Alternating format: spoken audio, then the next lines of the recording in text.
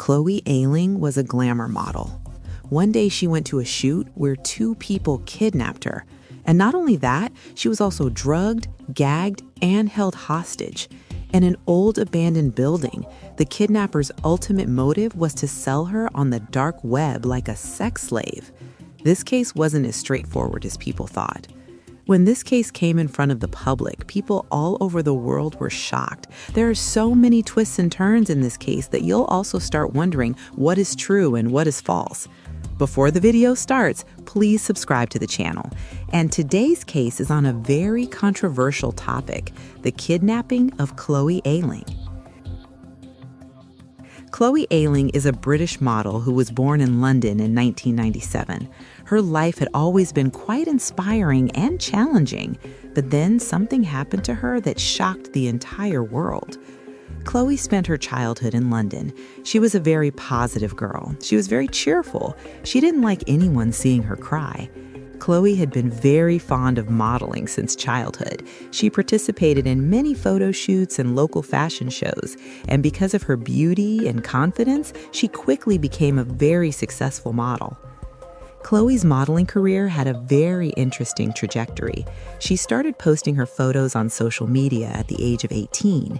In 2017, Chloe signed with a man named Phil Green's modeling agency. The name of that agency was Supermodel Agency. This agency belonged to Phil, but besides that, he was also a lawyer and a part-time DJ. Phil's agency was quite notorious for making its models do unconventional things. Unconventional how? Let me explain. Phil would send his models to all kinds of controversial shoots, whether it was for a high-end project or even something like naked jello wrestling. Phil only cared about making money. In a short time, Chloe made quite a big name for herself in this industry. After some of her early shoots, brands started approaching them themselves. They wanted to work with her, and that is a very big deal, especially in the modeling industry, which is so saturated. Chloe was a page 3 model, which means her topless pictures were printed on the third page of many popular British tabloids. After each of her shoots, her popularity just kept increasing, and she made sure to post something on her Instagram every day. Before long, by March 2017, she had gained more than 150,000 followers on Instagram, and she had started earning around £500 a year just from photo shoots. As I mentioned, she was very active on Instagram, and posting every little thing on social media practically eliminates privacy. And something similar happened with Chloe as well. In March 2017, Phil was approached by an Italian photographer named Andrea Lazio. He wanted to work with Chloe in Paris for a motorcycle shoot in which Chloe had to give steamy poses on their motorcycles. Phil had never heard Andrea's name before, so he had some doubts about him. So he asked Andrea some normal questions that he asks every client, like what other work he had done and which models he had worked with.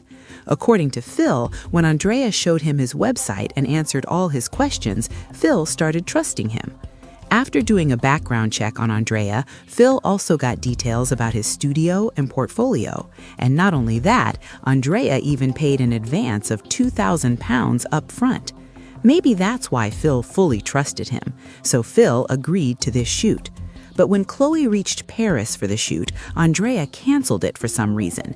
He said that someone had robbed his studio and caused damage inside. This was very embarrassing for Andrea, and he apologized to Phil for it. Not only that, Andrea even met Chloe and paid for her taxi expenses so that she could safely reach the airport. He did all this to show his professionalism to Phil and to gain his trust, and obviously Phil accepted his apology. After some time, Andrea approached them again for a photo shoot, and this time he was fully prepared. He even sent some photos of his studio, which looked like a completely professional setup. Not only that, he again paid the agency £2,000 in advance to make sure that Chloe would come for the shoot. This shoot was scheduled for the 12th, and Chloe arrived there one day earlier at Hotel Gali.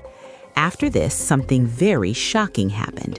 Chloe's mother went to Phil with a complaint that Chloe had gone missing. Actually, Chloe lived with her mother, so whenever she traveled for shoots, she would keep calling her mother before the shoot, during the shoot, and after the shoot. But this time, neither did Chloe call nor did she answer any calls.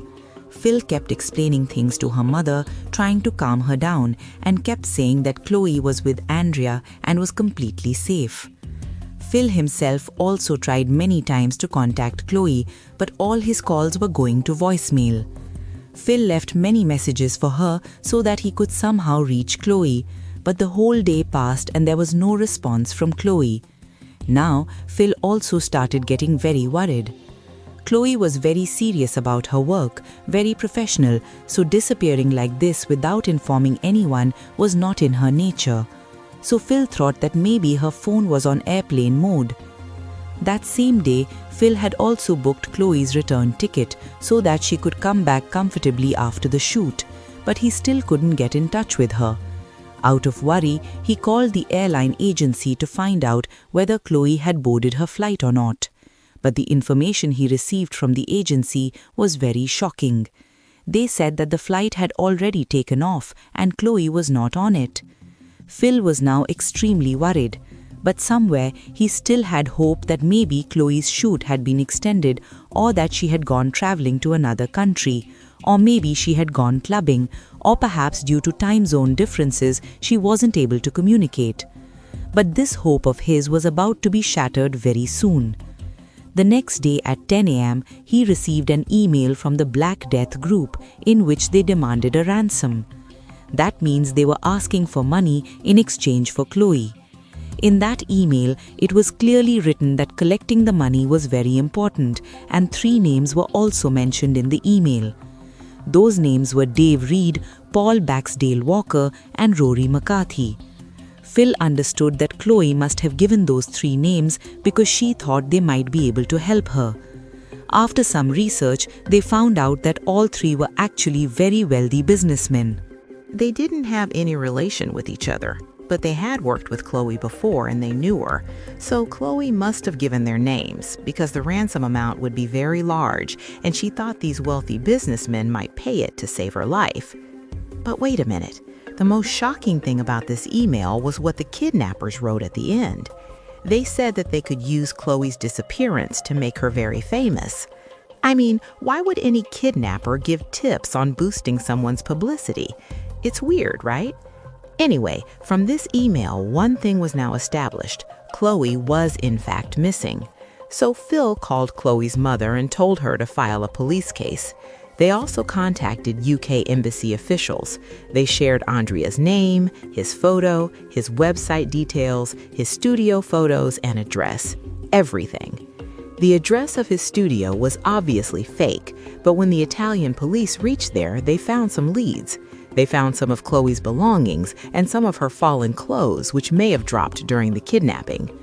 During this time, the police officials received an email tip that contained details about Chloe's kidnapping and her auction. A screenshot was also attached, which had information about a dark web website where girls were being sold. When the police explored that website, they found it extremely disturbing and horrifying. The website had a description stating that all the girls available on the page were auctioned and were for sale, as if those poor girls were property or merchandise. All these girls were kept in Europe, and if a buyer wanted to have a girl kidnapped of their choice, that service was also available for extra charges. If the location was outside Europe, the charges would be even higher. Each profile included personal information such as their name, age, measurements, and more. Not only that, they even had a contracted doctor who checked whether the girls had any sexually transmitted diseases. The Black Death group did not send any girl who was terminally ill, had an STD, was pregnant, or had a child.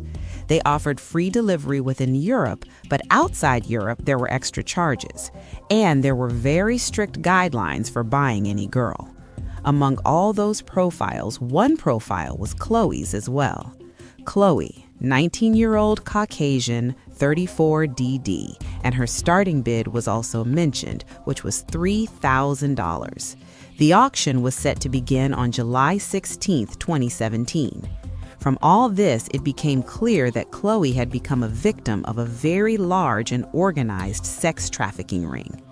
After some time, Phil received another email which had a photo of Chloe attached, in which she was lying on the ground in a drugged condition. Chloe was a very famous model, so her case quickly started gaining international attention. For 6 whole days, people all over the world tried to find Chloe. But what happened after that, I don't think you've ever seen or heard before anywhere. On July 17th, Chloe herself reached the Milan embassy, and the person who brought her there was none other than her kidnapper himself, Andrea Lazio. Andrea was not his real name, and he wasn't a professional photographer either. His real name was Lukas Herba. Seeing the two of them together, everyone present there was shocked because something like this had never happened before, a kidnapper bringing his own victim to the police. People there kept staring at Chloe because they couldn't understand what had happened. On the other hand, the kidnapper's attitude was also quite unsettling. He kept trying to explain to them that he was just a friend, but somewhere they understood that something was wrong. Chloe told the officials that she somehow managed to escape from her kidnapper, and after escaping, she called her friend, and that friend brought her to the embassy. But why was Chloe covering for her kidnapper? And when the police asked Chloe what number she had called to contact her friend, she couldn't tell them because it was obviously a lie. Chloe eventually told the officials all the details of her kidnapping, but she skipped one very important thing, which later raised many suspicions against her. Actually, before reaching the embassy, Chloe had gone shopping with Lukas, and because she hid this detail, everyone became very suspicious of her. The truth of Chloe's story and her intentions became even more questionable. Everyone started thinking the same thing. Was this really a kidnapping, or was it some kind of setup or drama? After Chloe's statement, the police arrested Lukas, and he told a completely different story. He said that he and Chloe were involved in a criminal conspiracy, and that all of this was just a scheme to boost Chloe's public image. Lukas also said that he got the idea for all this from a movie called By Any Means. In that movie, a minor celebrity is also kidnapped. Before moving forward in this case, let's fact-check Chloe's timeline. When Chloe went to that building for the shoot, 2 people suddenly attacked her. Both of them had their faces covered with masks. One man grabbed Chloe from behind, and the other injected a needle into her hand. That needle contained ketamine. Ketamine is an anesthetic used to make people unconscious. After that, they cuffed Chloe's hands and ankles so she couldn't move at all. Then they put Chloe into a large duffel bag and locked her in the trunk of a car. They were taking her to a rural area near Turin. Chloe doesn't remember much about all this because she was drugged at the time. But yes, by the time they reached the cabin where they kept her, the effect of the drugs had worn off. That cabin was quite far from Milan. When she got there, she saw Lukas, and he told her that he was the leader of the Black Death gang and that he had been watching her for a long time. He also told her that his motive was to sell her on the dark web. He tried hard to scare Chloe. He told her stories of the gang's previous victims, like how they once sold a girl to a Middle Eastern family who repeatedly assaulted her and later fed her to their pet tiger. Hearing all this, Chloe became extremely scared. Lukas also told her that even police and government agencies helped them in all this, so she shouldn't even think about escaping. And if she didn't arrange $300,000 by the end of the week, they would sell her too. Chloe told them that her family didn't have that kind of money, and then she gave them the numbers of those 3 businessmen who were listed in the original email. But there's another big twist in this story. The kidnappers had researched Chloe so much, yet they didn't know that she actually had a child. According to the Black Death guidelines, Chloe was of no use to them. Isn't it strange? A huge sex crime syndicate has no problem kidnapping and selling women, but suddenly develops values when it comes to women who have children. What a joke! After this, Chloe repeatedly begged them to let her go back to her child. She pleaded with them and said, "Please let me see my child's photo just once." Hearing that Chloe had a child shocked the kidnappers. But how bizarre is that? A big crime cartel that had been doing this for so long, how could they miss her son and all the photos on her Instagram? According to Lucas, after this they became confused about what to do with Chloe. Then they tied her to a drawer and forced her to sleep on the cold floor. Because their original plan had failed and they couldn't go against their kidnapper code of ethics, so now they had no option other than keeping an eye on Chloe. Most of this responsibility was handled by Lucas, and Chloe felt that Lucas might have a crush on her. After this, Chloe tried her best to somehow make Lucas fall in love with her. She asked him about his interests, talked to him a lot, and showed great interest in his conversations. During these talks, Lucas told Chloe that he wanted to change his career and leave the cartel. He even agreed to help Chloe escape from there, but for that, they would have to pay the cartel a large amount of money and give up 20 properties. In return, Lucas had 2 conditions. First, after getting out, Chloe would pay him £500 in Bitcoin. Second, after going back to the UK, she would promote the Black Death Group. And for this, he only took her word, as if he trusted her completely. Lucas believed that if he did all this for Chloe, she would eventually fall in love with him and their fates would become connected. How irrational. Slowly, Lucas actually started falling in love with Chloe. He even tried to seduce her sexually. One day, he asked Chloe if they could sleep together. Chloe replied that it would only be possible if he let her go, otherwise not. After this, Lucas became very sexually frustrated and told Chloe to quickly take a shower and come back. After that, Chloe started sleeping on Lucas's bed instead of the floor, but she still did not get intimate with him. Now the kidnappers had allowed Chloe to move freely inside that small farmhouse. At first, Chloe said in her statement that Lucas and his brother Michael did not feed her properly and kept her hungry, but later she changed her statement. She said that Lucas brought her many clothes, chocolates, and gifts, hoping that she would eventually have sex with him. Even though Chloe could move around, she never tried to escape because she feared that if the cartel caught her again, they would kill her for real. Chloe said in her statement that she only went outside for the first time after her kidnapping when she convinced Lucas to take her to the embassy. She told him that if he let her go, she wouldn't tell anyone anything. She also promised to give him the entire ransom amount. Not only that, she started giving him future promises, giving him hope that they could be together after all this. Hearing all this, Lucas accepted Chloe's offer and agreed to take her to the embassy. But he also threatened her that if she delayed the payment, he was a crime lord and could have her captured again any time. 3 hours later, they reached the embassy, but they had arrived 2 hours early, so they went to a nearby restaurant to have breakfast. There, they were seen laughing, smiling, and happily having breakfast together.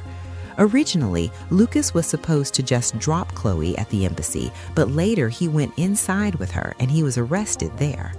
This story is as heroic as it sounds, but also just as unbelievable. It raises many questions, the answers to which you'll understand by the end. After leaving the embassy, Chloe underwent medical examinations. Photos of her body were taken, and she was thoroughly checked. But the results were quite strange. Even after such a horrific experience, there were no injury marks on Chloe's body, no bruises, and no drugs were found in her system. The only small evidence that Chloe had been drugged was a tiny mark on her wrist where she had been injected. Chloe had neither been beaten nor sexually abused. She was completely unharmed in every way. 4 weeks after her kidnapping, Chloe finally returned to the UK, to London, where she lived with her mother. As soon as she got there, she immediately arranged a press conference. As you can see in the video, she seemed completely normal. In fact, she was seen posing for photos and playing with her dog. Seeing all this, public opinion kept fluctuating. I mean, everyone processes trauma in their own way, but people found Chloe's response quite unusual. After the investigation, it was revealed that Chloe told her friends that she had even gone shoe shopping with her kidnappers because she had lost her shoes during the kidnapping, and her lawyers also accepted this in court.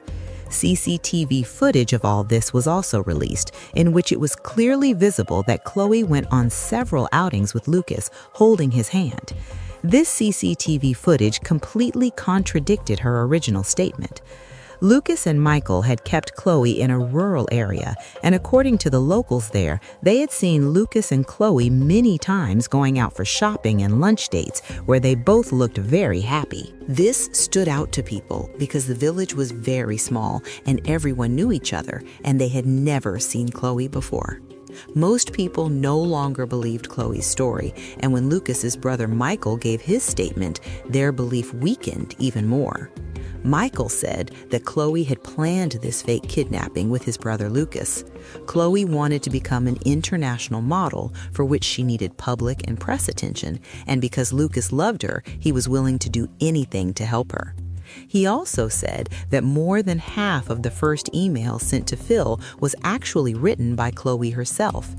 As the investigation progressed, it was also revealed that more than half of the Black Death Group's posts were fake, so it's hard to say whether this group even really existed. Finally, during the court trial, Lucas stated that he didn't kidnap Chloe because he was part of a human trafficking ring, but because he wanted to help her. In Chloe Ayling's case, the court's final verdict went against her kidnapper. On June 11, 2018, Lucas was found guilty and was sentenced to 16 years and 9 months in prison. His brother Michael was also charged with the same crimes and was sentenced to 16 years and 5 months. People were very angry to see Chloe roaming free because many believed that she was also involved in the kidnapping. This case has been very controversial from the beginning. Many people believe that Chloe orchestrated her own kidnapping. In my opinion, there are 3 possible scenarios. The first theory is that Lucas kidnapped Chloe to sell her, but Chloe somehow manipulated him and escaped, which matches her statement. The second theory is that Lucas arranged the kidnapping, but he wasn't part of any crime syndicate. He just wanted to heroically rescue Chloe to impress her and win her love. And the third theory is that Chloe planned the kidnapping with Lucas to become famous. Apart from this, let me give you some facts so you can form your own unbiased opinion. First, the facts that suggest Chloe was a victim. There was no prior communication between Chloe and Lucas before the kidnapping. Lucas had been following Chloe on Facebook since 2015, but she was a public figure and quite liberal in accepting people. Traces of ketamine were found in Chloe's hair, and there was an injection mark on her wrist. Lucas's online search history included keywords like ketamine, Chloe Ayling, Black Death, and kidnapping. Lucas had actually bought ski masks and gloves to hide his identity during the kidnapping, and when he was asked why he didn't kidnap Chloe in Paris, he said that there was too much police presence there, making it too risky. If Chloe had been involved in the plan, the presence of police shouldn't have mattered to her. These facts support Chloe. Now, the facts that go against her. The biological father of Chloe's child said that she was obsessed with fame and that he mostly took care of their child. At the cabin where Chloe was kept, neighbors never felt that any kidnapping had taken place there. Chloe and Lucas were seen in public many times, happily walking around together. They went on shopping trips and lunch dates, holding hands. Chloe's emotional stability and the way she reacted did not seem normal to many people. It appeared very suspicious. And after the kidnapping, Chloe used her newfound fame to earn money effectively. Now, what the truth really is, only Chloe and her kidnappers know. But according to you, which theory seems the most accurate? Do let me know in the comments section. And if you like this video, please like and share it. Also share your thoughts in the comments, and I'll see you next time with a new case.